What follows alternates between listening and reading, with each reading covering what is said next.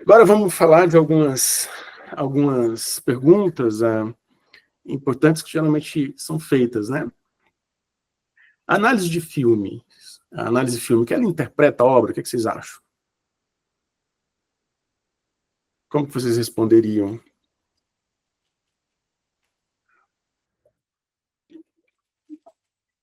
Me parece que sim. Hum. Acho que Sempre. depende do que tu entende como interpretação. Se é Hum. a narrativa da obra, Hum. enfim, depende do que tu tá levando como interpretação. Uhum. Dependeria de quê? Qual é o fator que define isso? Se você interpreta ou não? Do topo da cabeça, eu diria que é a corrente teórica que tu se alinha, eu acho. Ok, é uma boa resposta. Dependendo da corrente teórica, sim, há margem para interpretação. Não necessariamente, tá, gente? A análise fílmica interpreta os filmes. Não necessariamente. Eu digo isso ecoando ideias de uma corrente teórica que eu particularmente gosto muito, que foi criada, desenvolvida muito por esses dois autores. Alguém conhece quem são eles? O David Bordwell e a Kristin Thompson, né? Eles são um casal de pesquisadores. O David Bordwell faleceu há mais ou menos 2 anos. Infelizmente, foi uma perda imensa para os estudos de cinema. Ele era, na minha opinião, o maior pesquisador de cinema vivo, né? Infelizmente, ele faleceu muito jovem ainda. E há mais ou menos 2 anos, mas a Kristin Thompson, que é a sua esposa, sua companheira de vida, também é pesquisadora, e os dois publicaram muitas obras, publicaram muitos livros. Um deles é esse calhamaço aqui, ó, chamado A Arte do Cinema. Tá? David Baldwin e Kristin Thompson, né? Que foi publicado aqui no Brasil pela editora da Unicamp, em parceria com a EDUSC. É um livro introdutório, é uma introdução geral ao cinema. Tem uma parte que trata, inclusive, de crítica, de análise de filmes, mas tem tudo que vocês quiserem aqui para conhecer cinema do zero, digamos assim, um curso completo de cinema. É um dos livros, né? E tem os livros mais acadêmicos, mais teóricos. Um deles é esse aqui. Ué, eu tinha separado, mas não está aqui. Queria mostrar para vocês da Kristin Thompson. Cadê meu livro da Kristin Thompson? É um livro da Kristin Thompson chamado Breaking the Glass Armor. Bem, não está aqui, não importa, depois eu vou mostrar ele aqui no slide. Que é um livro, para mim, o livro base da Kristin Thompson, em que ela vai propor a ideia de uma análise neoformalista de filmes, né? E nisso ela vai conversar com os formalistas russos, que são aqueles autores que, na teoria literária, têm uma grande relevância por terem feito uma teorização muito profunda e muito funcional da estrutura narrativa, estudando desde os contos de fada até as grandes narrativas literárias modernas, né? Os formalistas foram muito importantes para os estudos literários e a Kristin Thompson procura atualizá-los, certo? Tem a bibliografia, depois tem o livro lá, tá? Não se preocupem em anotar, que tá tudo no slide, eu vou passar, inclusive, para a Adriana e a Anísia compartilhar com vocês. A Kristin Thompson, então, junto do David Bordwell, eles formaram essa escola cognitivista e neoformalista de estudos de cinema. Para essa escola, a ideia de que você vai sempre interpretar o filme ao analisá-lo é falsa. Você não precisa interpretar o filme para fazer uma boa análise. Geralmente, a interpretação está muito associada aos estudos de semiologia, né? Semiótica, semiologia, porque a gente tem muito interesse em entender como que os elementos sígnicos da obra significam alguma coisa, qual a relação entre o signo e o referente, né? O que o filme está me dizendo, né? Nesse sentido, né? Porque o filme pode te dizer coisas de outra ordem, né? Tipo, pode te dizer como é o estilo de encenar de um diretor, né? Tipo assim, as escolhas sei lá, nesse exemplo mesmo aqui do livro, Figuras Traçadas na Luz.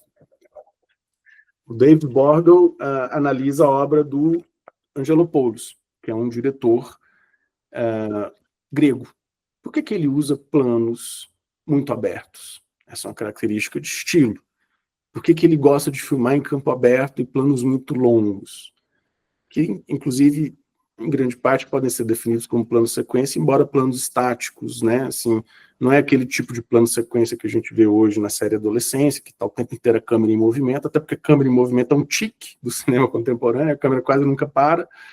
O Angelopoulos trabalhou muito com a câmera fixa em planos longos, em campo aberto. Esse é um dado estilístico que um filme te informa, que não tem a ver com o que o filme diz, no sentido de o que ele está falando da sociedade grega. Percebe a diferença?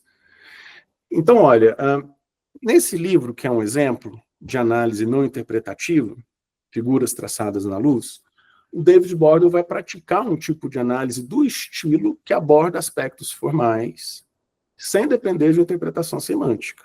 Tá? A semântica está excluída ali. Não quer dizer que ela seja algo que não deva ser praticado, de modo algum, mas ela não precisa estar presente. Tá? É perfeitamente possível justificar um estudo de cinema que se ocupe de aspectos estilísticos, e só. Tá? Ao dizer isso, ao propor isso, né, como pesquisador de cinema, o David Bordel, ele resgata algumas práticas de análise de obras de arte muito típicas da historiografia tradicional, como, por exemplo, do Heinrich Wölfflin, do Gombrich, né, que são historiadores da arte, o pessoal das artes aí conhece bem, né, os alunos que vieram das artes, que são autores muito também ligados a um certo formalismo, né, Rudolf Arnheim, né, o Arnheim também é um autor que, por um outro caminho, também se ocupa com aspectos assim mais formais. Então, essa separação entre a interpretação e a análise ela é possível, e o David Bordel é um dos autores que defende isso, né, defende que é possível fazer essa separação. Agora, se você quiser se orientar pela semiologia, pela semiótica, quiser se orientar por um interesse que tem a ver com a interpretação, né, que vejam a diferença. Uma coisa é você interpretar uma obra, outra coisa é você mensurar aspectos concretos que a obra te dá. Se você opta pela interpretação, você aumenta o grau de subjetividade da sua análise, você sabe que nesse caminho você vai ter que lidar com uma certa abertura do resultado para outras interpretações possíveis sem que se esgote isso, né? E não é problema, tudo bem, tá? Mas é possível também trabalhar com dados objetivos. Exemplo, mais um exemplo, até onde a análise fílmica pode ir. Essa turma do David Bordel, quando eu digo turma, eu quero me referir à escola cognitivista não formalista, né? Essa turma fez, por exemplo, mensurações no seguinte sentido: quantos planos um filme tem? Se você pega um filme lá dos anos 40, Hollywood clássica, ele tem uma duração média de planos que é mais ou menos de 12 segundos. Ou seja, você pega o filme, você calcula plano a plano quanto dura cada plano, você faz um cálculo em relação ao número de planos, e você chega à duração média dos planos do filme, 12 segundos. E se você compara esse filme dos anos 40 com o filme dos anos 2010, você vai ver que a duração média caiu. Hoje, mais ou menos, assim, hoje eu digo, de 10 anos para cá, a duração média de planos está em 5, 6 segundos, tá bom? Claro que tem os dados mais precisos, e o pessoal que faz esse estudo tem estudo planilhado, mas vejam que tipo de discussão interessante isso suscita. Hoje, os planos duram muito menos do que antes, ou seja, a montagem ela trabalha muito mais para criar a situação cênica, para criar aquilo que está sendo contado, né, por meio da decupagem. Isso é um dado objetivíssimo que é possível extrair da análise fílmica, na medida em que a análise fílmica também pode ser quantitativa. Olha que interessante, né? Você pensar a linguagem e as mudanças na linguagem do cinema a partir da duração média dos planos de um filme. Isso é possível de ser feito. E não é interpretação, nesse caso, percebe? Não se trata de você interpretar o que o filme diz, se trata de você entender que o filme hoje, um ator hoje tem muito menos tempo para trabalhar no plano do que antes. Isso muda completamente a natureza do trabalho do ator. O ator, ele tem que trabalhar muito mais com o rosto do que com o corpo, porque nos anos 40 ele tinha tempo de andar pelo espaço, de se sentar, de levantar, de correr, e hoje ele tem muito pouco tempo, o plano é mais fechado e ele tem que trabalhar muito mais com o rosto. São características da linguagem do cinema contemporâneo que só a análise fílmica consegue mostrar e que não diz respeito à interpretação, certo? Só para mostrar como não é necessário que vocês trabalhem com a interpretação a fazerem análise de filmes. Alguma questão? Algum comentário? Vai lá, Klaus, por favor. Eu fiquei pensando no... peraí. Acho que dá para me ouvir, né? Ou não? Sim. Ah, tá. Eu fiquei pensando no tipo de recorte mais específico, acho que até metodológico, desse dado quantitativo, né? Por exemplo, se não tem uma limitação de pensar a temporalidade, né? O regime temporal dos planos, né? Como os planos estão chegando aí nessa média de 10, por exemplo, se está contemplada nessa objetividade a mise-en-scène, por exemplo, a quantidade de elementos que existem nesses planos, a quantidade de informação que existem dentro desses planos, e não só o fato de eles estarem recortados temporalmente, por exemplo. Sim, tá considerado, sim. A mise-en-scène do cinema, que se serve mais de planos longos, e que, portanto, é mais próximo da duração média mais longa, né? Ela é uma mise-en-scène que usa muito mais os planos abertos. Então, os objetos cênicos estão presentes de um modo muito diferente do que você vê nos filmes recentes, que inclusive apagam o fundo, abrem mão de usar a profundidade de campo, em alguns casos exemplares, né? Por exemplo, Jerry Maguire, que é um filme que o David Bordow analisa com Tom Cruise, né? É um filme que, se você pegar a porcentagem de planos, de primeiros planos no rosto dos atores, é algo assim, estrondoso, assim, mais ou menos uns 70%, se não me falha a memória. Ou seja, é um filme quase todo feito com planos dos rostos dos atores, e quase você não vê mais o cenário. Então você tem uma mudança muito grande do entendimento do que é a mise-en-scène, que é um conceito que vem do teatro e que serve melhor para entender filmes que gostam de usar e explorar criativamente o cenário, né? O cenário, o figurino dos atores, o movimento do ator dentro do plano, então entre um corte e outro, né? Então, também tudo isso está sendo considerado pelos pesquisadores, né? Porque, assim, uma coisa é o papel dos dados, que te mostram que é objetiva essa aceleração do plano, né? Assim, o plano dura menos, isso é objetivo. Aí você vai observar como que a mise-en-scène se articula nesses filmes. É um outro tipo de análise, né? Isso, as ferramentas usadas para medir a duração média dos planos não nos ajudam. Porque essa medição é feita com você carregando o arquivo do filme e enfim, o programa de computador ele vai fazer o cálculo e ele não vai falar nada sobre quantos planos precisam de cenário, quantos planos precisam de corpo inteiro do ator, isso o programa não diz. Então tem a limitação do dado, né? O dado é um dado que você vai usar para fazer outros aprofundamentos que também vêm com análise fílmica, né? Vai lá, Gabriel. Uma coisa que eu fiquei na dúvida, que eu queria aprender mais, assim, entender um pouco mais, é porque, enfim, criar essa escola de pensamento para pensar os filmes de modo objetivo, assim, porque fazer esse distanciamento de uma interpretação semântica, assim, porque, né, a gente está lidando com né, um objeto de arte, assim, por que que ele deveria ser interpretado a partir de uma análise mais objetiva e racional, digamos assim? Pensando nisso. Não é que ela seja mais racional, embora eu acredite que ela seja, assim, possa sim ser dita como mais objetiva, porque análises semânticas dependem de uma margem de subjetividade maior. Bem, por que fazer isso? Porque há certos conhecimentos que esse tipo de análise nos proporciona que só ele pode oferecer, né? Então, assim, uma análise semântica não vai conseguir te demonstrar, com base em evidências quantitativas, que a linguagem do cinema está acelerando, no sentido de que os planos duram menos. É esse o sentido de aceleração aqui. Então, assim, a gente pode pensar o potencial da forma da análise, da metodologia mais específica, do tipo de análise que está sendo feito, projetando o tipo de resultado que a gente vai ter. Que informação aquilo me dá, né?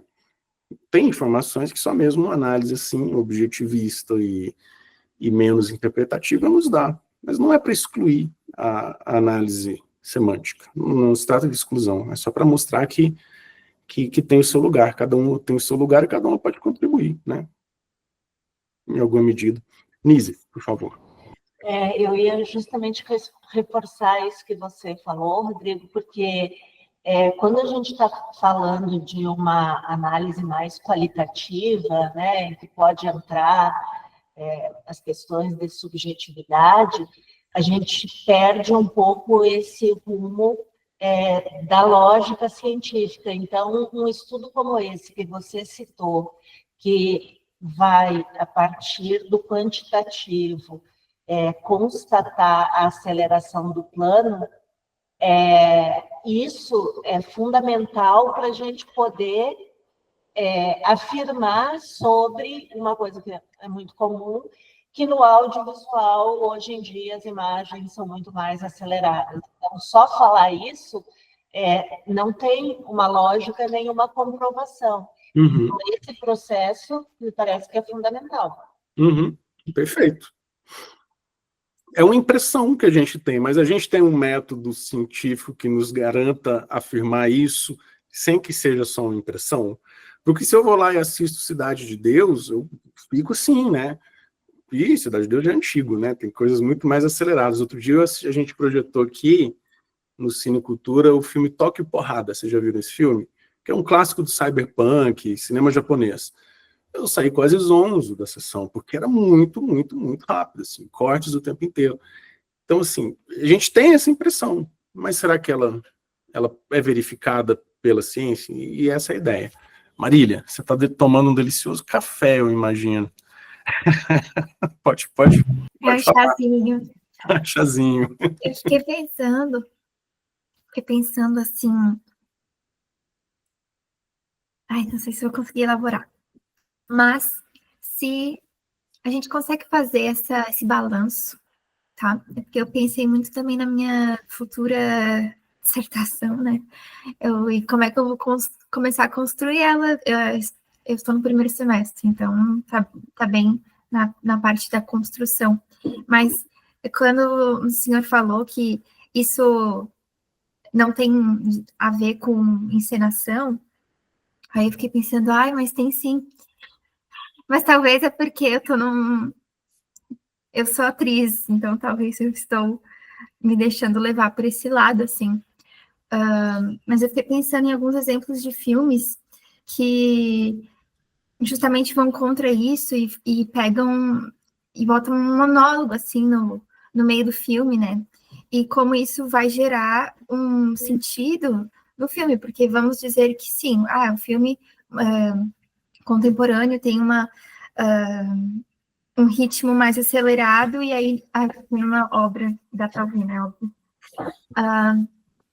Um ritmo mais acelerado, e aí tem um super plano de 5 minutos parado, um meio plano ali do ator falando, dando aquele monólogo. Eu pensei no filme Pearl, e também o filme que eu vou analisar, que é Beijo no Asfalto, do Murilo Benício, de 2018, também tem, assim. Então, isso dá uma divergência na interpretação de quem vê o filme, né? Porque é como se suspendesse um pouco o tempo ali para prestar atenção naquela fala, naquela encenação, naquele momento do filme. Mas eu não sei bem, desculpa, não, acho que não é uma pergunta, é mais uma forma de como é que a gente pode lidar isso. Será que seria possível fazer uma análise e uma interpretação mais qualitativa? Tu acha que isso perderia um pouco de seriedade da análise? Não perderia. Gente, olha só, eu falei que não necessariamente vocês... Isso, elas podem se complementar, então. É que não necessariamente vocês interpretam, mas vocês podem interpretar e podem sim fazer uma pesquisa de análise fílmica qualitativa, inclusive é o mais comum, tá bom? E também tem tudo a ver com encenação, essa discussão sobre a duração média dos planos. Não é que não tem a ver, é porque justamente são condições diferentes para se encenar, e muito diferentes em alguns casos. Quando a duração média de planos é de 2 segundos, como deve ser o caso do filme que eu citei, o filme japonês, Toque Porrada, sei lá, Cidade de Deus mesmo não deve ter uma duração média de planos maior que 3 segundos, 3,5. Isso é um outro tipo de trabalho do ator, né?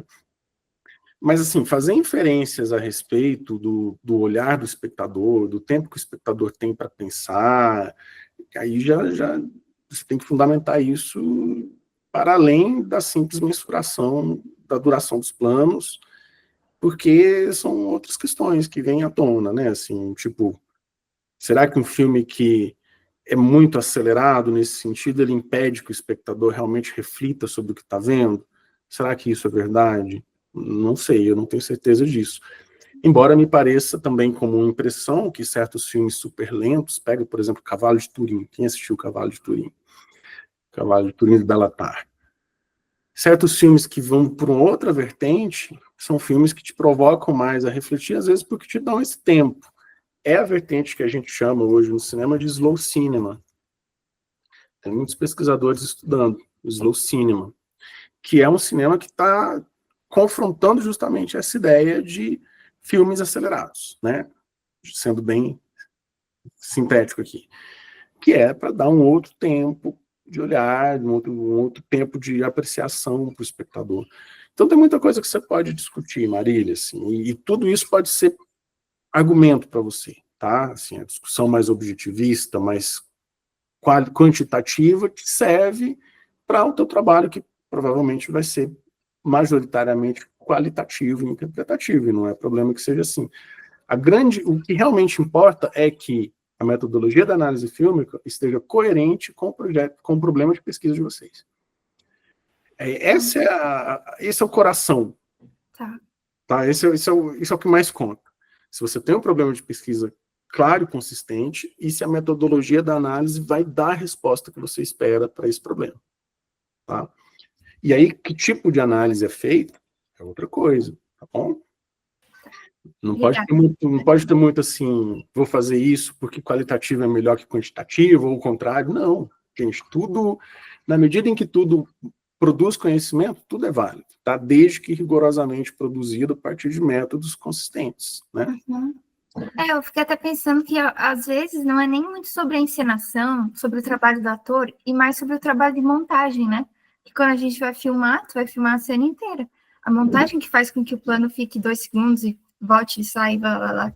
E também, acho que sobre a recepção do público com isso, né?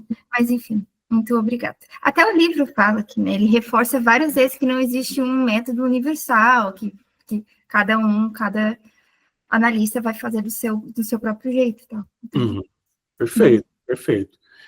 São modos diferentes de filmar. Assim, um filme, quando ele é pensado para ter uma linguagem muito ágil, ele impacta também o trabalho do set. Porque é muito diferente de você, por exemplo, dar para o ator um plano de sequência de 4 minutos para ele compor o personagem. Né? Então, assim, esse hábito de picotar demais o filme impacta também o trabalho do set. Mas sim, são coisas diferentes, né? O filme pronto e o ator no set atuando. Enfim, legal. São boas ideias que a gente está lançando aqui para aprofundar depois. Análise de filmes também é praticada fora do ambiente acadêmico? Eu tinha falado que ia comentar sobre isso. Chegou o momento. Sim, ela é praticada, ela foi praticada. E alguns dos marcos históricos mais importantes para a análise de filmes estão nas primeiras décadas da produção do cinema, ali entre os anos 10 e os anos 30. Na obra de realizadores que praticavam análise, inclusive dos seus próprios filmes, de modo a justificá-lo historicamente. Eu trouxe 2 exemplos. O Lev Kuleshov, que foi um diretor de cinema da União Soviética, e o Sergei Eisenstein, também soviético, né? E ali, assim, participantes de um ambiente criativo que era totalmente favorável à investigação, né? Não eram só artistas, de fato, eram também investigadores, como todos os vanguardistas naquela União Soviética contaminada pelos ideais revolucionários, assim, inspirada por eles e animada para construir um novo mundo. Tem construtivismo nas artes plásticas, tem uma série de coisas que fazem com que esses diretores fossem diretores teóricos, mas, acima de tudo, diretores analistas dos próprios filmes, né? O Kuleshov, vocês já devem ter ouvido falar, porque ele fez esse experimento que é super famoso. E ele deu nome ao efeito que esse experimento mostra que existe, que passou a ser chamado de efeito Kuleshov. O que vocês estão vendo? Vocês estão vendo o mesmo plano, que é este desse senhor, olhando fixamente para frente, e ele está intercalado com outros planos de objetos distintos. O que o Kuleshov pensou a partir dessa montagem? E o sentido do filme vem justamente da montagem, da relação entre um plano e outro, porque o olhar deste personagem pode significar coisas muito diferentes se ele está olhando para um prato de comida, se ele está olhando para o próximo plano é uma mulher, não é? Ou é o 2? É uma criança em um caixão, né? Esse olhar tem um outro sentido. E uma bela mulher, que pode ter despertado o interesse dele, interesse afetivo, sexual, enfim, o olhar muda de sentido. Quando fez essa experiência, o Kuleshov estava interessado em entender como que o filme pode dar sentido àquilo que ele mostra. Vejam que aí entra a questão do sentido, tá bom? Aí importa entender como que um filme traz à tona uma ideia. Esse personagem é quem? É um personagem que tem um interesse sexual, um personagem que está com fome, é um personagem que está em luto, né? Depende do plano que você coloca do lado do plano dele. Então, o plano dele em si não significa nada. O significado ele só vem a partir da relação entre os planos. Veja que interessante. É uma teorização, uma teoria do cinema que o Kuleshov fez, e ele sendo diretor de cinema, né? Muito famoso esse efeito Kuleshov, certamente vocês já devem ter ouvido falar antes, né? Deviam ter ouvido falar antes, ou estudado, né? Agora, o Eisenstein foi um sujeito incrível, assim, em termos de produção, né? Ele não só fez grandes filmes para a história do cinema de vanguarda, o cinema de montagem soviético, né? Os filmes dele são filmes montados, acima de tudo, pensados criativamente em torno do elemento da montagem, mas ele também estudou a fundo os próprios filmes. Aqui eu coloquei no slide um trechinho, que é uma análise que ele fez do filme Alexander Nevsky, que ele filmou em 1938. Vejam que ele mesmo criou aqui, nessa escaleta, a relação entre a música, que você ouve enquanto você está vendo o filme, e as mudanças dos planos, no sentido de estudar a volumetria de cada plano, entendeu? Assim, aqui tem mais vazio, aqui não. E isso correlacionado à música. E ele procurando entender os efeitos que isso pode criar no espectador, porque para ele, como um bom marxista que ele foi, o cinema ele tinha que provocar o espectador por meio de choques de percepção que tinham um sentido dialético, né, de tese, antítese, para chegar a uma síntese que pudesse levar a uma forma de consciência superior, do proletariado, etc. Então, assim, existe ali uma tintura marxista, né, no trabalho dele. E ele foi um cineasta analista. Ele faz análise dos seus próprios filmes, isso é muito interessante. Isso numa época em que os estudos de cinema não estavam consolidados, longe disso, né? Aqui a gente está anos 20, anos 30, não tem estudos de cinema na universidade ainda. Então, a análise fílmica, ela vem de muito antes. Ela vem do trabalho dos próprios diretores, quando interessados em pensar seus filmes. E aí tem uma vertente hoje da pesquisa em cinema que está procurando dar conta disso, das teorias dos cineastas, do trabalho dos cineastas.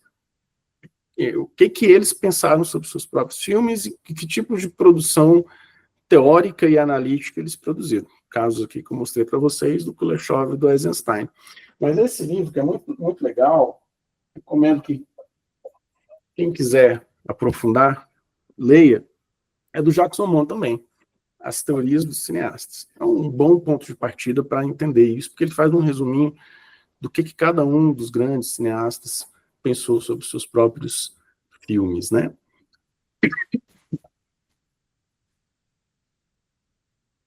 Mas aí a gente está na universidade, né? Assim, as coisas mudaram, muito tempo passou, estamos aqui, e dá para dizer que a introdução dos estudos de cinema nas universidades se deu a partir dos anos 60. Só a partir dos anos 60. Depois de ter surgido na França Cahiers du Cinéma, aquela crítica de cinema mais analítica que eu mencionei para vocês, né?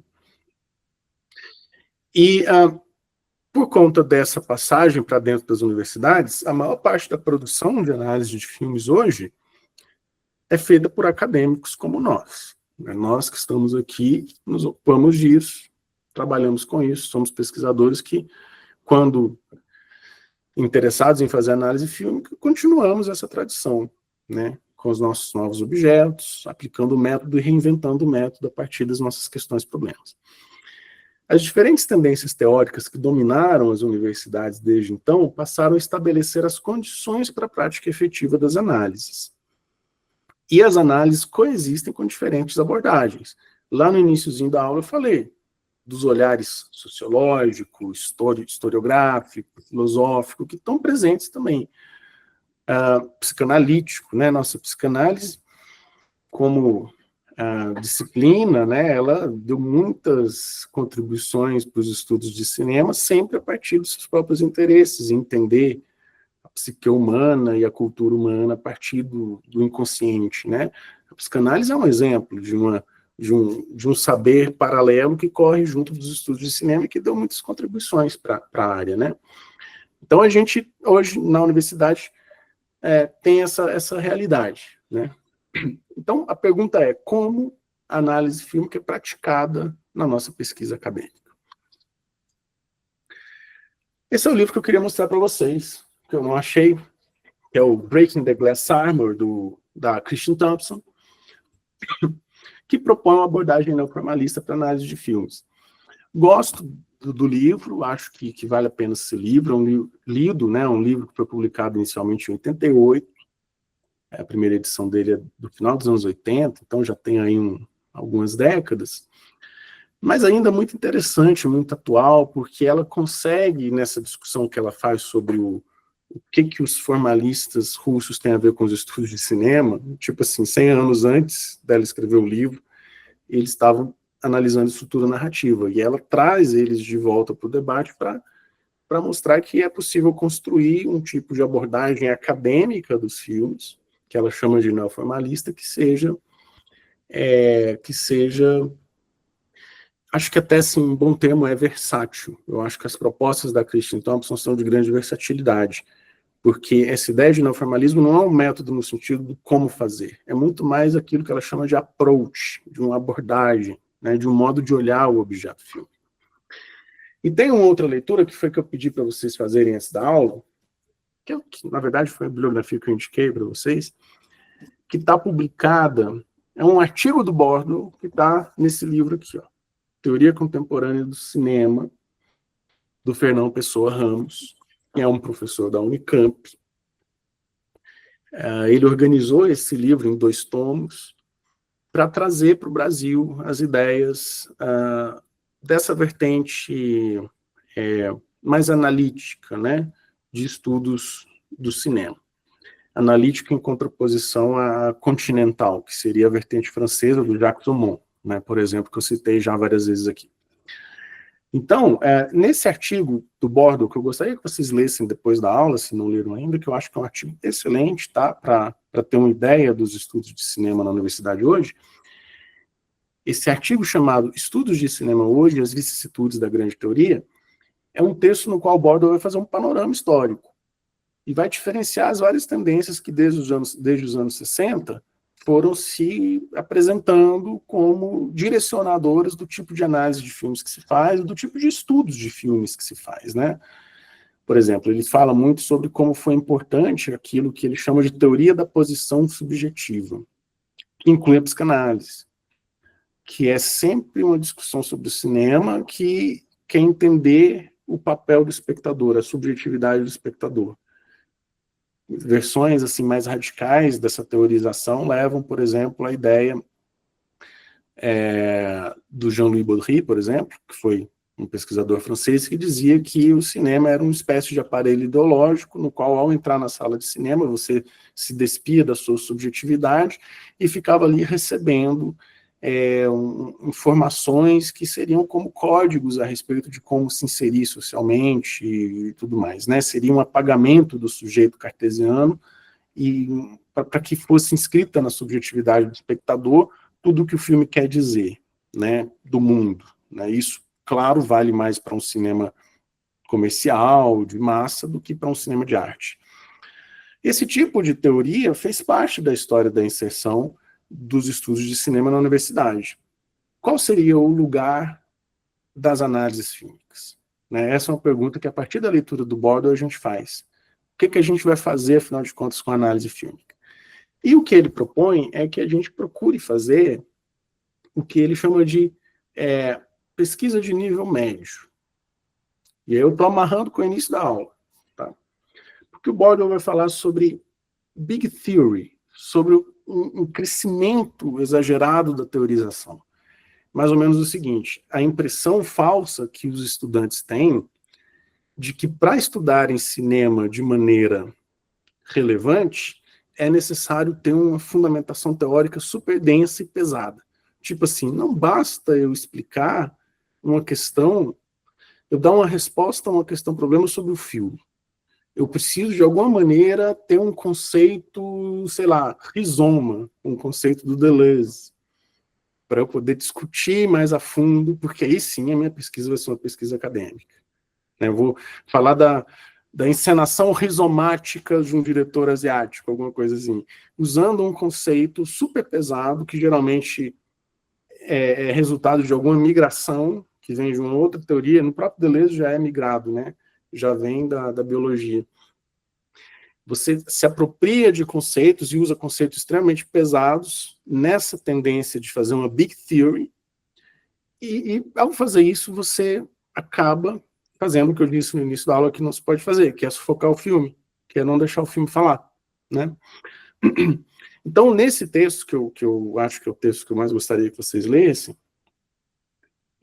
o David Bordel vai mostrar como é possível fazer uma pesquisa que ele chama de nível médio. Por que não, por exemplo,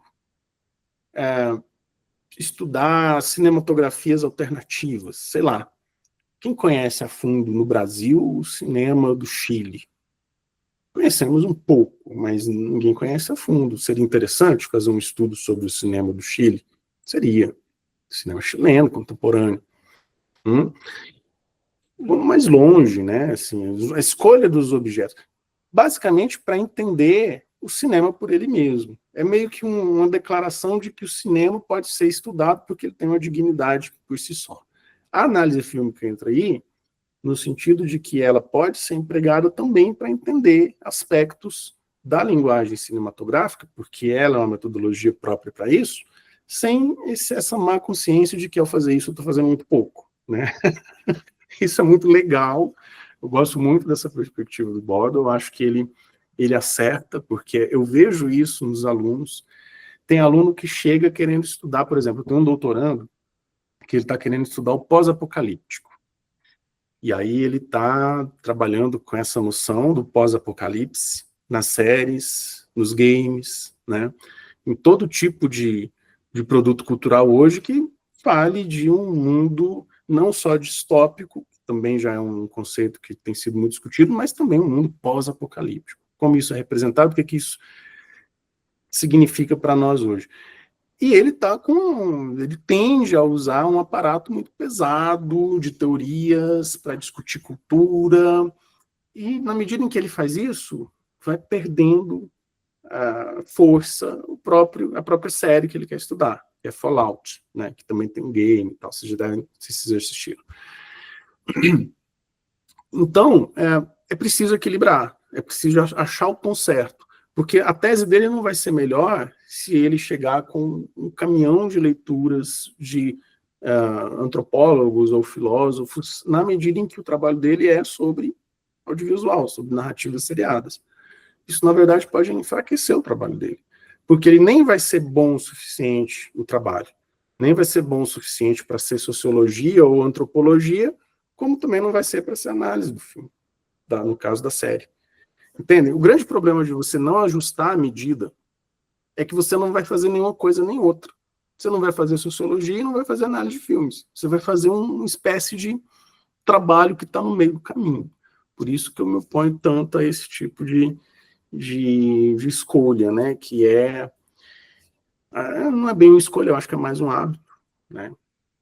Que é de deixar crescer demais a parte da fundamentação teórica.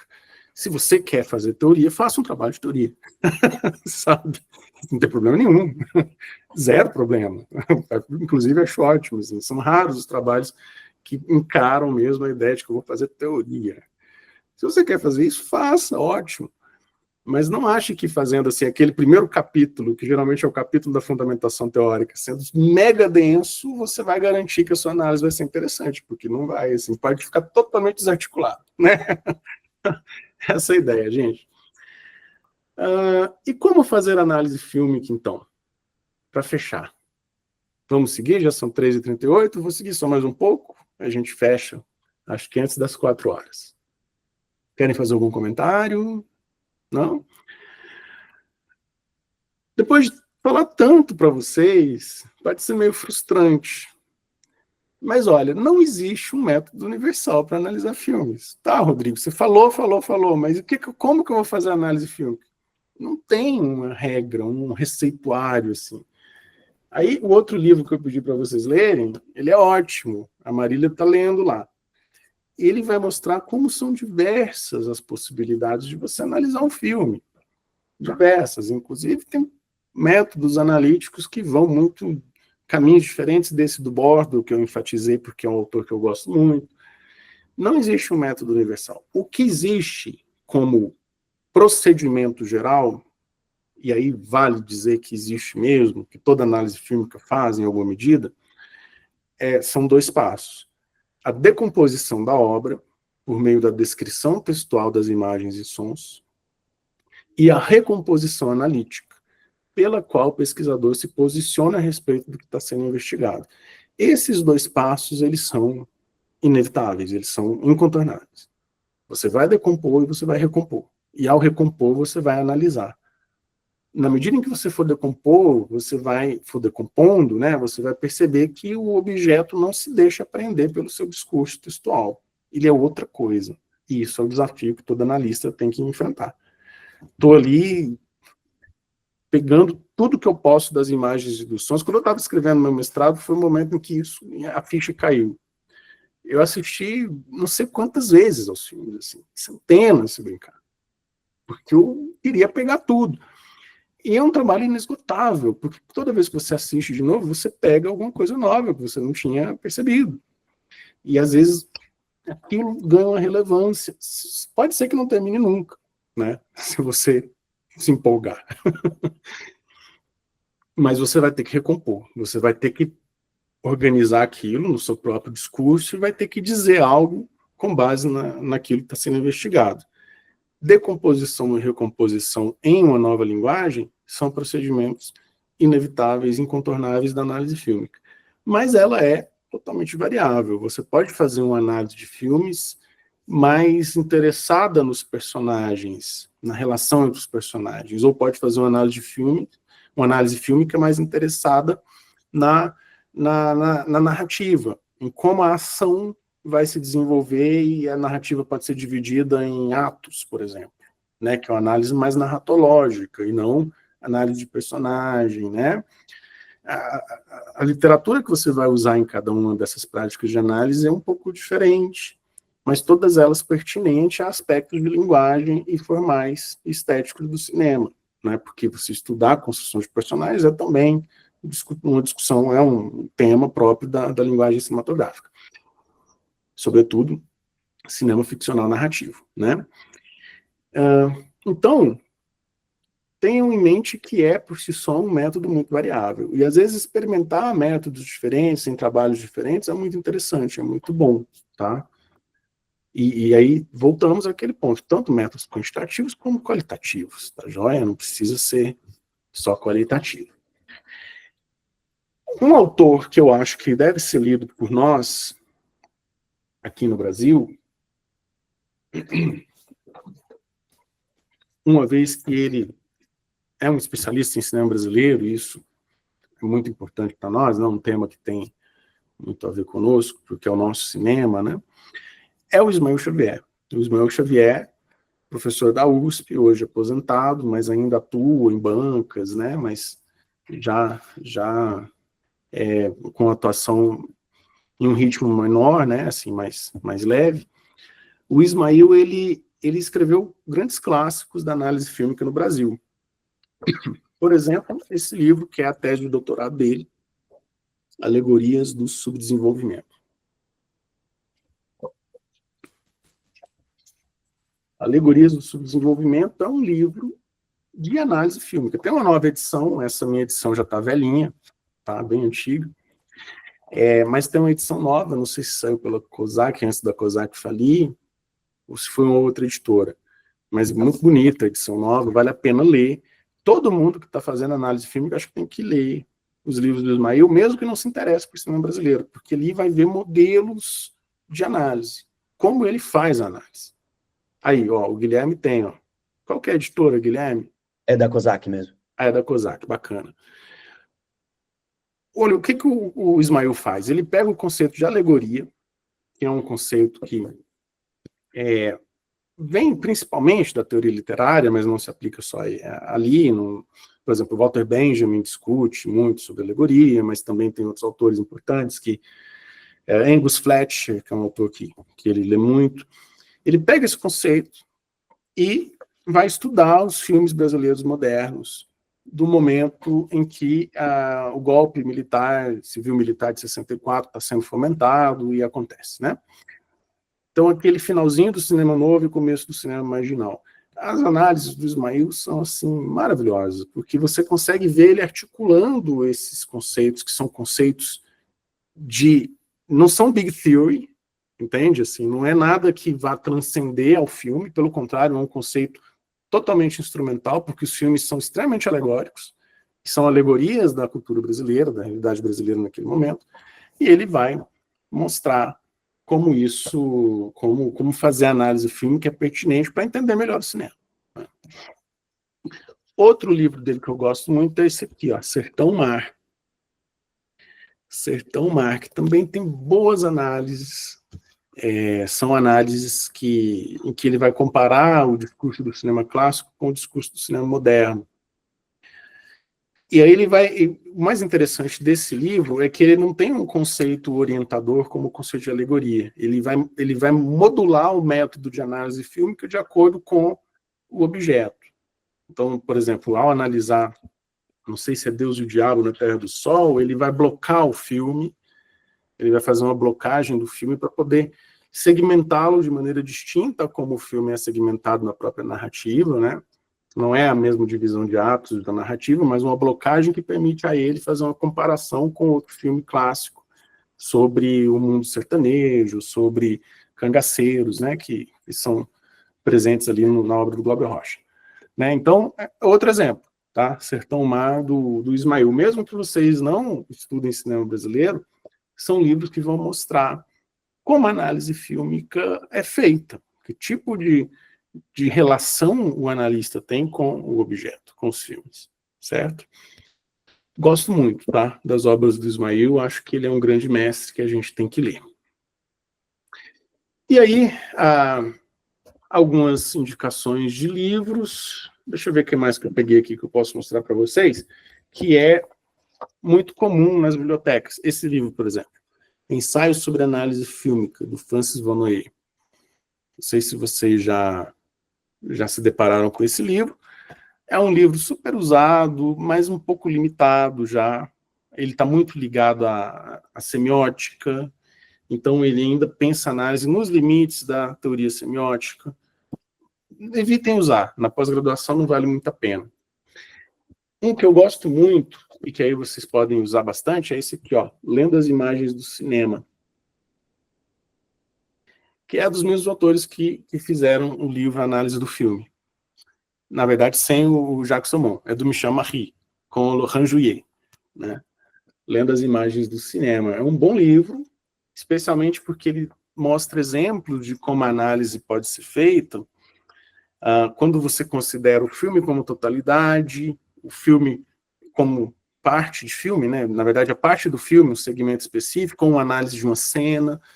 Tudo isso está exemplificado aqui, e também tem exemplos de análise de filmes de acordo com a história do cinema, desde os primeiros da Era Muda até cinema moderno e mais recente, né? Esses aqui eu já comentei, né? O Lendo das Imagens do Cinema está aí na tela, a referência. O Breaking the Glass Armor eu já tinha citado, e o ensaio sobre análise de filme, que é isso que eu falei, que vale a pena, às vezes, vocês forem estagiar e trabalhar na graduação, aí pode ser usado, mas não é um livro para vocês que estão na pós já, né? Na pós eu acho que vocês têm que ler livros mais densos e mais completos, né? Deixa eu ver o que mais que eu posso... Olha, eu acho que é isso, assim. A minha intenção aqui foi, então, expor algumas ideias sobre o que é análise fílmica, como ela tem sido praticada. Claro que eu privilegiei um certo pensamento sobre análise fílmica com o qual eu tenho mais identificação, e vocês, acho que precisam, a partir disso, terem contato com essas leituras para aprofundarem a discussão e se perguntarem até que ponto e de que maneira essa metodologia contribui para a minha pesquisa.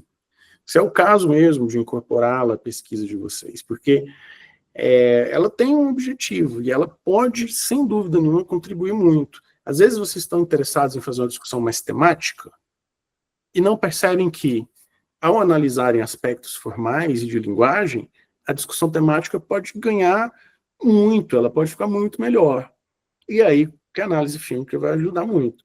Porque, ao analisar aspectos formais, estéticos e de linguagem, vocês podem ter um outro tipo de relação com o objeto fílmico, ele vai crescer, e ele vai deixar de ser aquele exemplo, entende? Porque a pior coisa que tem é quando alguém diz que está fazendo um trabalho sobre um filme, e o filme está sendo só um exemplo de alguma coisa. Sei lá, um filme Beijo no Asfalto, né? Beijo no Asfalto, que a Marília disse que está estudando. Eu vou pensar a performance da vizinhança em Beijo do Asfalto. Como são as relações de convívio na cidade. E aí você pega essa obra, que é uma obra que vem do Nelson Rodrigues, e por si só um grande autor que pode ser estudado no teatro, e aí você tem filmes que são adaptações dessa obra, que está discutindo isso, entre tantas coisas, mas você não vai discutir a obra fílmica, aquele filme, você vai discutir questões de sociabilidade. Quando você faz isso, você não precisa da obra, entende? Você não precisa da obra. Você pode simplesmente discutir essas questões de sociabilidade, de relações entre vizinhos e tal. Os casos históricos são muito, também, né, assim, muito evidentes. Sei lá, você pega um filme sobre a história Gladiador. Gladiador, aquele filme que teve agora Gladiador 2 ou 3, não sei, 2, né, gente? Poxa, eu vou discutir a cultura romana clássica a partir do filme. Cara, é melhor você fazer história do que você trabalhar com o filme, porque o filme é um construto de linguagem que não se deixa substituir pela realidade. Você não pode substituir a realidade por ele, né? E se ele está ali para ser objeto, ele tem que ter o seu papel reconhecido como construto de linguagem estético formal também. Senão não faz sentido. Então evitem usar filmes nos trabalhos de vocês simplesmente como exemplos, a não ser que seja assim: estou escrevendo sobre isso, vou citar o filme para esclarecer a minha ideia, mas se você coloca ele no lugar de objeto, eu estou estudando um filme, que seja sobre o filme mesmo, que você contemple o filme pelo que ele é. E eu acho que a análise fílmica permite isso, que vocês contemplem o filme pelo que ele é. E aí vou voltar a fazer trabalhos mais coerentes, né? Beleza, gente. Vamos conversar um pouco. tirar as dúvidas de vocês, que vocês quiserem falar aí, estou à disposição. Nízia, você levantou a mão, vamos lá. Sim, Rodrigo, enquanto você falava, eu ficava pensando nos trabalhos aqui do pessoal e como você deu contribuições de diversas maneiras, mas tem 3 coisas que eu queria que você falasse mais um pouquinho. Uma, justamente a partir da sua experiência de pesquisa, da sua experiência de orientador, da sua experiência de banca, ou, né, de congressos, eventos, etc. Uma é sobre o papel do som na análise fílmica. Eu não participo de muitas bancas de cinema ou de filme que tenham essa análise, mas eu percebo que, às vezes, a gente fica mais no âmbito da imagem e perde um pouco essa questão do som, parecendo que são coisas distintas, né? E, pelo menos eu que sou dessa linha semiótica, o sentido ele vai se compor a partir, né, dessas 2 coisas. A outra coisa que eu queria que tu falasse um pouco mais é sobre esse processo de decomposição que você fala, que tem metodologias diferentes, mas todas passam mais ou menos por isso. Tinha uma tendência bem grande, que é a tal da decupagem, né? Que daí fica infinita, né? Queria a sua opinião sobre isso.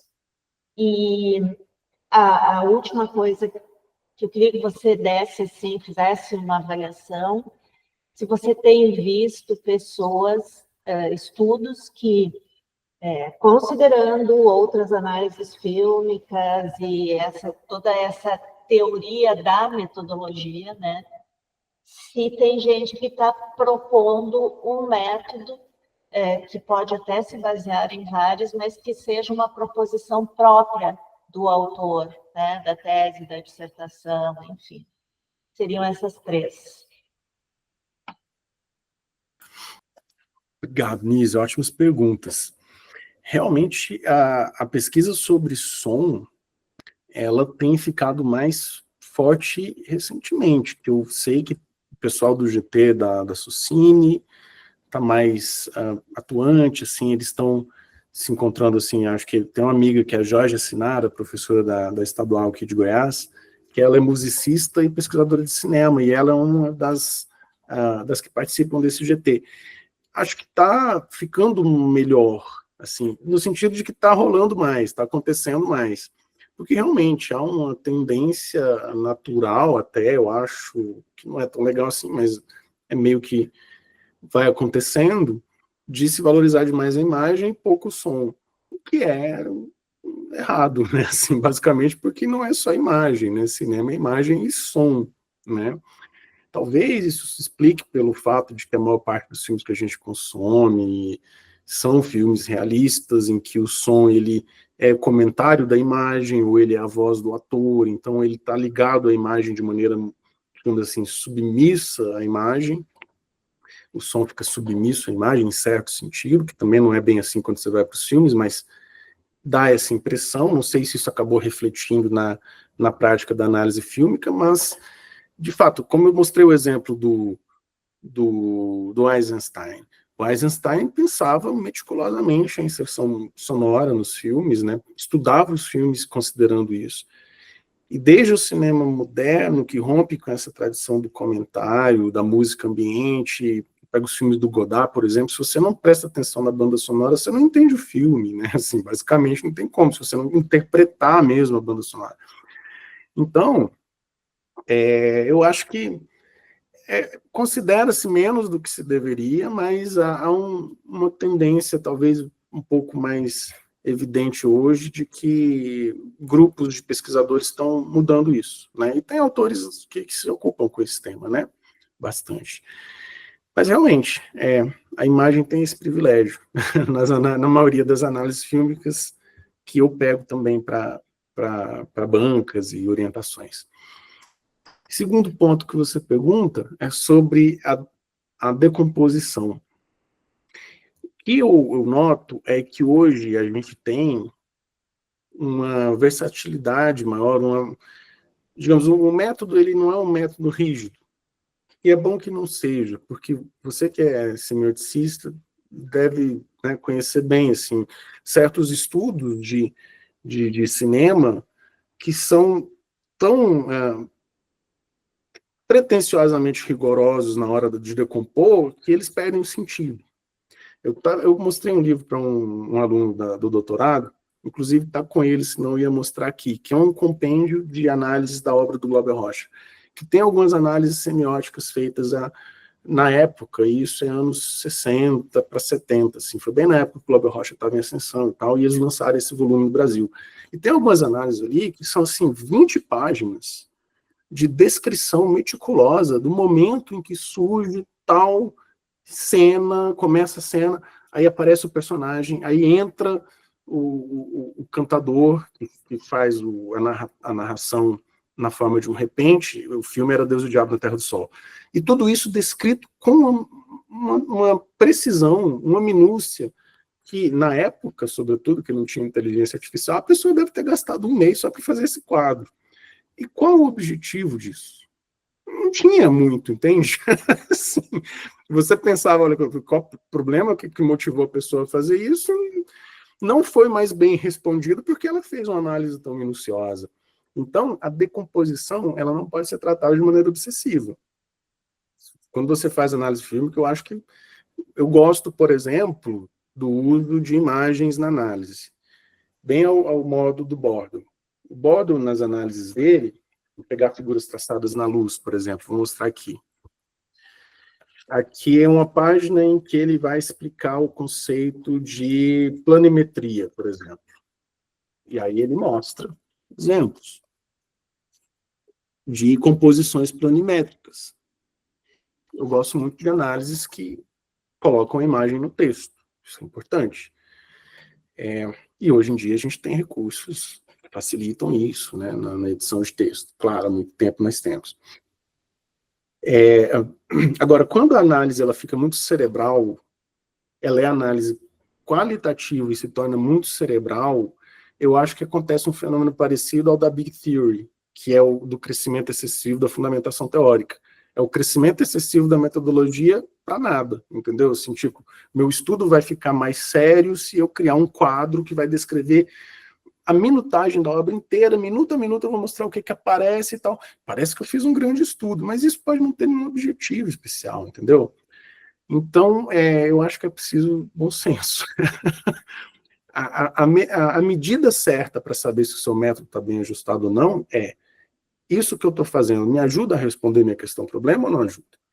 Se me ajuda, eu estou fazendo certo. Se não me ajuda, poxa, eu posso simplificar. Simplifica, que você vai fazer um texto mais agradável, mais interessante, entendeu? É por aí.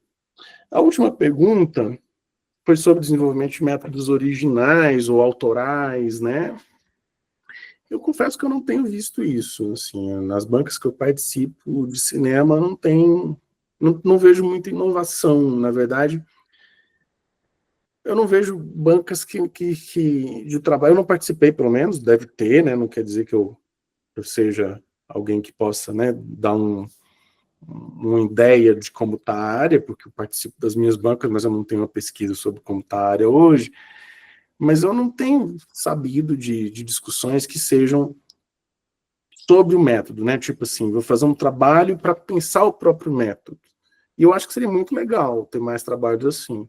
Trabalhos sobre análise fílmica como metodologia. Vou discutir isso porque o meu trabalho é um trabalho sobre metodologia. Eu não vou exatamente aplicar a análise fílmica, mas eu vou procurar entender os potenciais dela e sistematizar isso, argumentar a respeito, sabe? Seria muito legal, inclusive seria muito legal uma tese de doutorado que reunisse as diferentes vertentes praticadas de análise fílmica no Brasil e comparasse, mostrasse como é que isso está na área. Seria muito interessante. Tá? Seria muito interessante. A gente fala muito em análise fílmica, às vezes a gente não tem essa ideia de que, né, onde realmente ela está sendo feita e como. A gente já vê esparsamente, tem trabalho que usa, tem trabalho que não usa, mas às vezes, né, às vezes usa e nem era o caso de ter usado, de precisar ter usado, né, enfim. Eu não tenho visto muita inovação, tá? Eu não tenho visto muita inovação nesse sentido. É isso. Eu acho que é isso, Nisa, que eu posso te dizer. As minhas impressões. Alguém tem alguma pergunta? Pode ser qualquer coisa, gente, qualquer assunto aí relacionado a esses temas todos. Vai lá, Klaus, por favor. Acho que dá para me ouvir. Não, eu queria agradecer acho que foi uma aula muito produtiva, assim, pensando, acho que principalmente do ponto de vista retórico e até dialético, assim, porque eu estava pensando, acho que do meu ponto de vista eu fiz tudo que o professor não gosta, porque foi exemplificar. Nada, acho que desde o meu anteprojeto e agora na pesquisa recente que eu estou fazendo com uma amiga sobre a filmografia do David Lynch, né, no anteprojeto, então eu peguei, meio que instrumentalizei 3 objetos audiovisuais, mas não filmes, né, não filmes, mas jogos, para pensar uma teoria latente a partir deles, né, que já estava neles, então eles aparecem ali meio instrumentalizados, né. Eu vi essa condição crítica na sua fala e eu acho bastante interessante, né. Mas eu acho que uma coisa que me pegou muito é pensar, talvez, a análise fílmica na academia como um regime de escrita, né. E aí eu fiquei pensando que um regime de escrita que ele se propõe a evitar as paixões, né, na proposição de alcançar uma neutralidade, e tá aí, inclusive, um ponto que é muito problemático, né, na academia, buscar objetividade, perpassando essa neutralidade, ela tá fadada, esse regime ele tá fadado a produzir conhecimento, mas, ao meu ver, é um conhecimento inofensivo, porque sem essa condição crítica, né, sem a condição afetiva, porque a interpretação ela é de uma rede afetiva, né, e que é particular à crítica, nesse sentido. Eu lembrei muito do texto da Susan Sontag, o Contra a Interpretação, que parece, né, pensando ali no grupo de textos, né, não só no Contra a Interpretação, no ensaio, mas que parece atacar justamente isso, né, que o abandono de aspectos sensoriais nas análises e nos escritos sobre cinema, né. Então, não sei, acho que tem fica circulando, orbitando essa retórica da Sontag enquanto eu ouvi a aula, e particularmente essa visão de que uma fundamentação teórica robusta, ela limita, ela está fadada a limitar o filme, ela me parece, assim, bastante primitiva se a gente pensar no sentido dessa investida, né? Se uma multiplicidade de conceitos, às vezes ela tem a intenção de diminuir o número de conceitos no final da pesquisa e não de aumentá-los, né? De ir na direção de uma objetividade teórica também, não de explodir numa subjetividade incompreensível das coisas, né? Então, mas foi muito provocativo mesmo. São as visões que eu fiquei aqui. Uhum. Assim, eu te diria para ler o texto do Bordwell, Estudos de Cinema Hoje, os Estudos da Grande Teoria, porque aí vai ficar mais claro para você o que o Bordwell propõe quando ele critica a Big Theory, né? Não sei se você leu, mas, por exemplo, essa questão entre neutralidade e objetividade, ela não é bem assim como você diz, né? Não se tem uma pressuposição de neutralidade. Inclusive, uma das coisas que a Christine Thompson mais destaca é que não se trata de neutralidade, né? A busca por uma objetividade como postura assumida por um pesquisador não é necessariamente algo que resulte em um trabalho inofensivo, como você disse, né? Embora eu também não entenda por que a pesquisa tem que ser ofensiva. Ela pode ser inofensiva, isso é uma grande pesquisa também, né? Porque ela tem que ser compreensível, eu acho, acima de tudo. Ela tem que nos levar a um conhecimento maior a respeito do objeto do que do início. Eu acho que é isso que essa é a melhor medida para saber se uma pesquisa foi bem sucedida ou não, se ela nos nutre de um conhecimento maior a respeito do objeto. Então, assim, dá uma lida lá no Bordwell, que eu acho que você vai ver as provocações bem organizadas no texto dele, e vai poder dialogar, né? Porque, claro, a gente pode estar em lados diferentes nesse debate, mas é importante apreciar os argumentos como eles são de fato, beleza? Nízia, vai lá. Eu, de novo. Rodrigo, na verdade, minha fala é muito para tentar também responder um pouco ao Klaus, que você disse uma coisa bem importante, que às vezes a gente não valoriza, é deixar o objeto falar, ou deixar o fenômeno falar. Bem, tu disse em outro momento também, bem, quer fazer uma pesquisa teórica, faz uma pesquisa teórica, não usa o objeto empírico, né, só para ele estar ali. Então, eu acho que é isso que difere uma pesquisa apenas teórica de uma pesquisa teórica empírica. Mesmo numa pesquisa teórica, a gente vai ter um objeto, né, que seria a própria teoria. E a gente precisa, e aí é uma visão mais pós-estruturalista, a gente precisa deixar esse objeto, esse fenômeno falar, porque se a gente já vem, a cartografia fala um pouco disso, que é o método que eu trabalho, se a gente já vem com todas as teorias prontas, quando a gente vai se deparar com esse objeto, a gente não consegue enxergar coisas que são importantes ali. Também, em função disso, eu te perguntei justamente se o próprio filme, a própria análise pode inspirar a teoria, justamente porque o empírico ele precisa ter voz autônoma, sem a influência das teorias. É aí que a gente vai, não quer dizer que a gente não possa usar teorias, não possa relacionar, é claro que sim, isso é fundamental, mas aí sim a gente vai descobrir coisas novas. Se a gente dá a ênfase para a teoria e faz o empírico se enquadrar na teoria, a gente vai descobrir o que já foi descoberto por aqueles que já escreveram sobre isso. Então, eu acho que esse é um ponto fundamental. Depois, eu acho que tem a interpretação do objeto, do fenômeno, e a interpretação dos dados da pesquisa.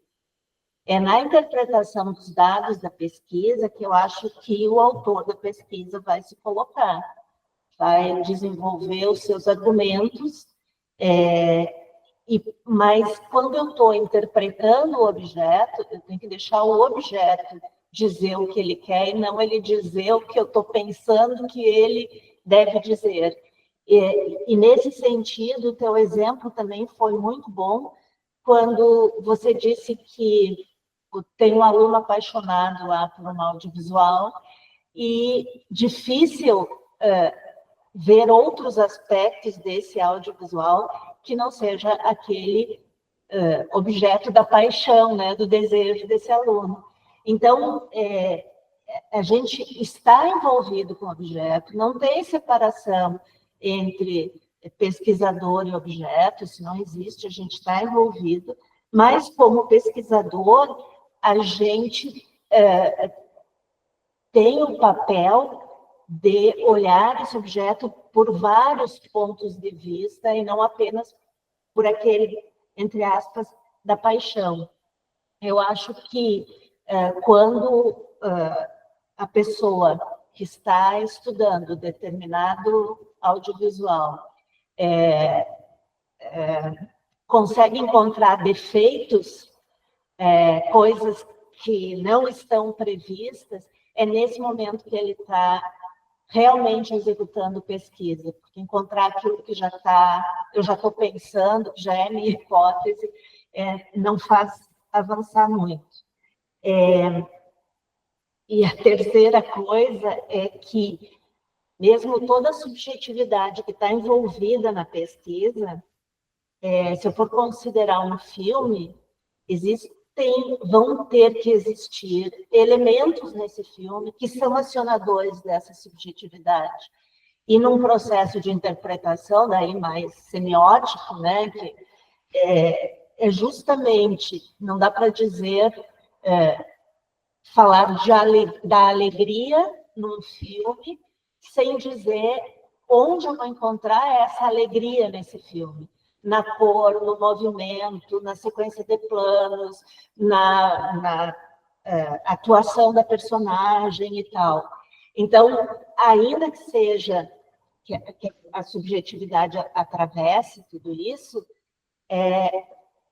o rigor científico está na gente justamente conseguir deixando o objeto falar, dizer onde é que eu estou encontrando essas coisas.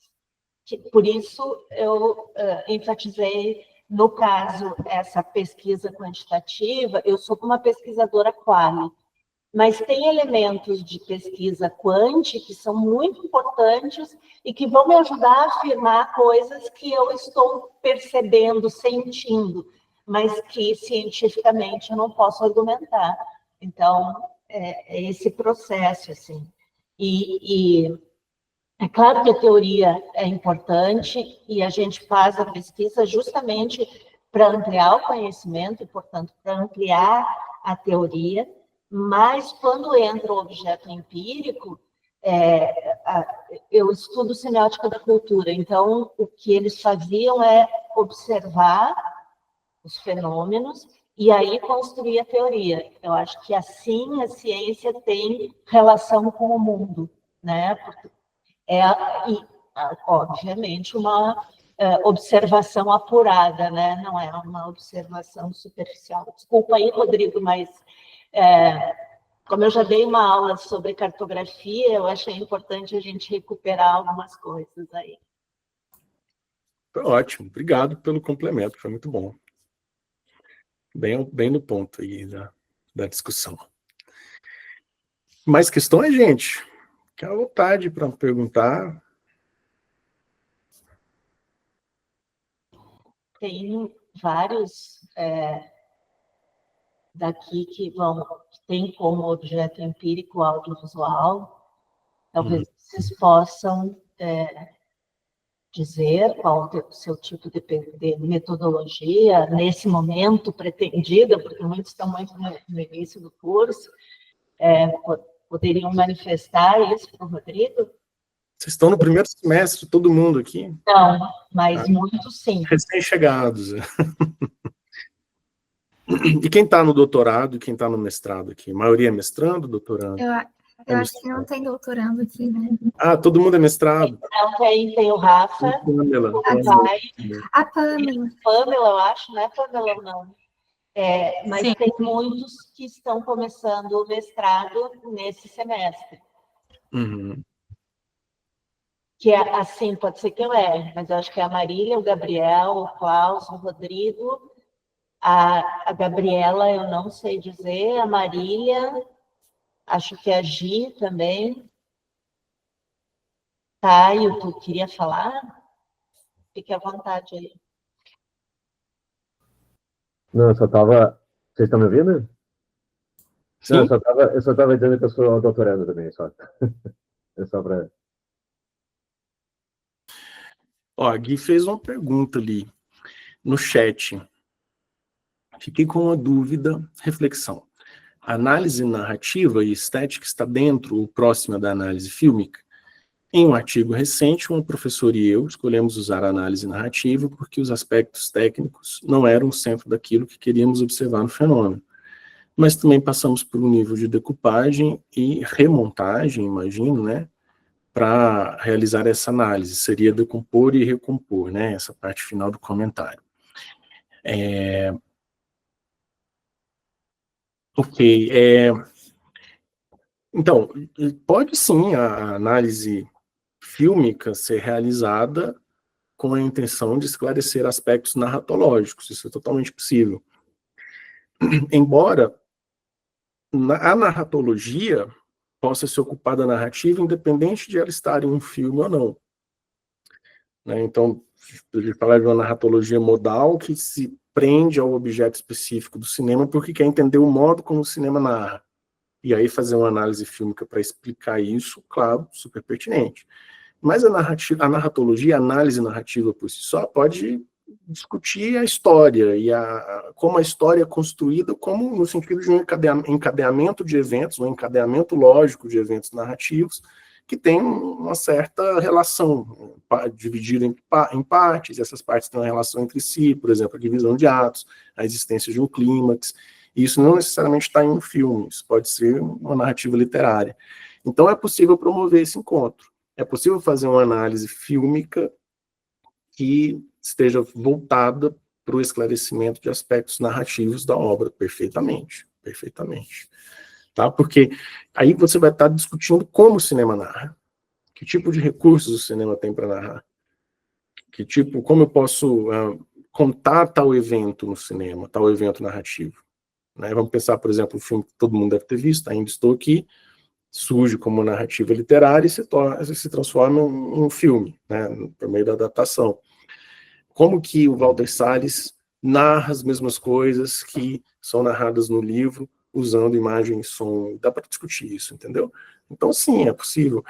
E aí, aproveitando a sua pergunta, Gui, não procurem, não entendam os métodos como estanques, isolados. É perfeitamente possível associá-los, trabalhar com métodos que se conciliam, né? Então, assim, não só qualitativo e quantitativo, mas mesmo no âmbito de uma pesquisa qualitativa, vocês podem trabalhar com, imaginar alguma coisa bem assim inusitada, mas que é possível. Vou fazer uma análise fílmica conciliada em entrevistas. Dá para fazer isso, por que não? Usar a metodologia de entrevista. Conversar com o público, estudo de recepção associado à análise fílmica, é muito interessante e pode ser inovador esse tipo de conciliação. Se você sabe colocar o método no lugar certo para responder uma questão, problema bem definida, dá para fazer. Então, eu sou super a favor da mesclagem de métodos, da inovação metodológica, sempre que possível fazer, né, claro, isso vai depender da questão problema, porque, na verdade, a escolha do método depende da pergunta que vocês têm. Que pergunta você está dirigindo ao objeto? Às vezes a sua pergunta nem admite que você trabalhe com análise fílmica. Tudo bem, não tem problema nenhum. Mas sempre que der, inove, que vale a pena, tá? É isso.